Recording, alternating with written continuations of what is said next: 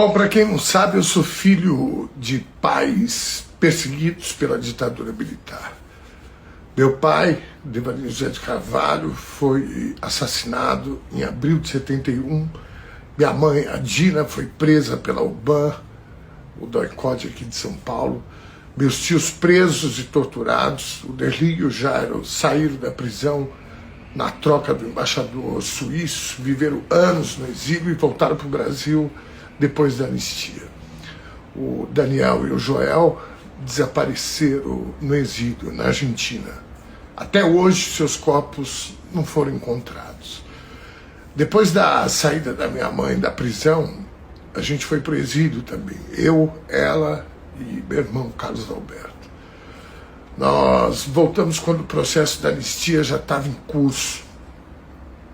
Ou seja, nossa família foi atingida em cheio pela ditadura, assim como milhares de outras famílias pelo Brasil afora. Todos da nossa família foram torturados. 3 morreram e desses 3, 2 nunca achamos os seus corpos. A tortura sempre foi um horror pra gente. Você imaginar que pessoas que você ama foram torturadas, tiveram seus corpos machucados, levaram choques, unhas arrancadas, as formas, os métodos mais cruéis de causarem dor, desespero. É dolorido demais. E isso fica pior quando você sabe que muitos desses monstros ainda estão aí, soltos, impunes.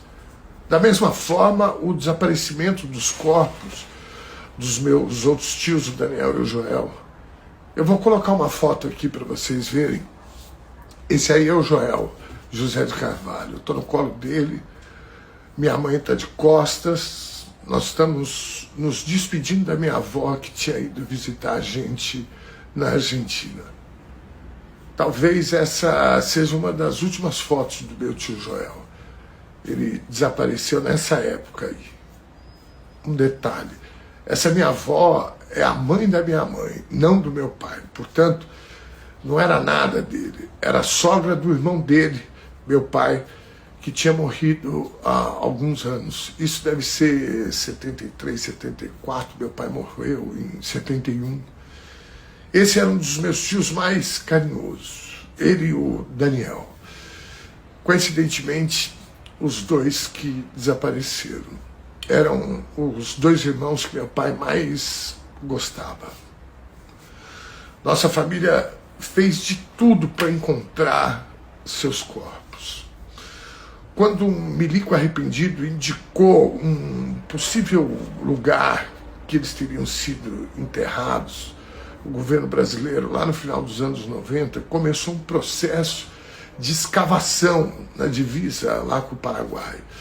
E nesse momento, quando a gente estava na maior angústia de finalmente dar um fim nessa busca, um ex-militar asqueroso que tinha sido eleito deputado federal posou ao lado de um cartaz, debochando da gente, debochando das famílias, da nossa dor.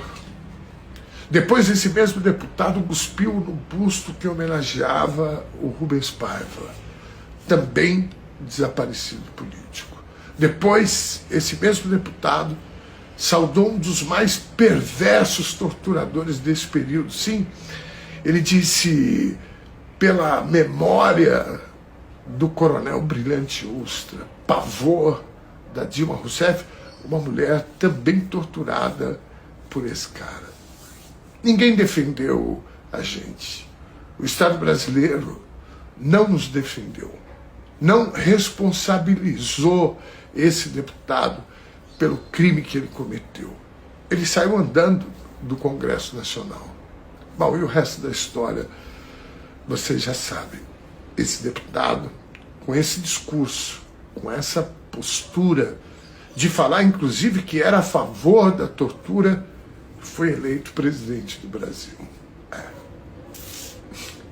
A vida dá voltas, né? Hoje esse deputado está sendo criminalizado por vários outros crimes, inclusive de tentar dar um golpe de Estado novamente no Brasil, de implementar uma nova ditadura nesse país. Dia menos dia, ele vai para a cadeia. Aliás, já tem vários militares presos e ele vai também. E eu estou muito feliz com isso. Não por vingança ou por revanchismo. Na verdade, eu aprendi com o exemplo do meu pai, dos meus tios, de tantos outros, que a nossa luta por um Brasil melhor nunca pode estar relacionada às pessoas, ao nosso umbigo, aos nossos interesses, mas sim aos interesses do país, do Brasil. E o Brasil precisa punir quem atentou contra esse país, para que essas barbaridades nunca mais se repitam. A vitória do filme Ainda Estou Aqui precisa ser comemorada não só pelo fato de ser um prêmio inédito para o cinema brasileiro, o Oscar, também, mas fundamentalmente porque é uma vitória do povo brasileiro contra a barbárie. E a barbárie, hoje, é ilustrada pela figura de Jair Bolsonaro, que para mim é apenas um sujeito, um homem mediano, burro, asqueroso, inculto, covarde, um Zé Ruela. Na verdade, nós precisamos derrotar aquilo que ele acredita, seus valores desumanos, perversos, que na verdade são o pano de fundo do capitalismo.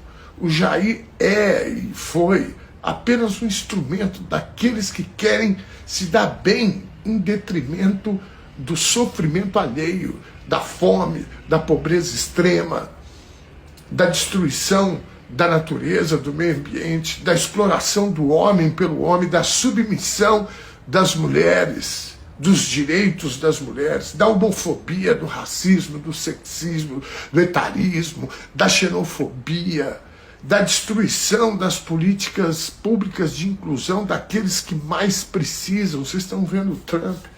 Se você não acredita nisso tudo, sinto muito por você, de verdade.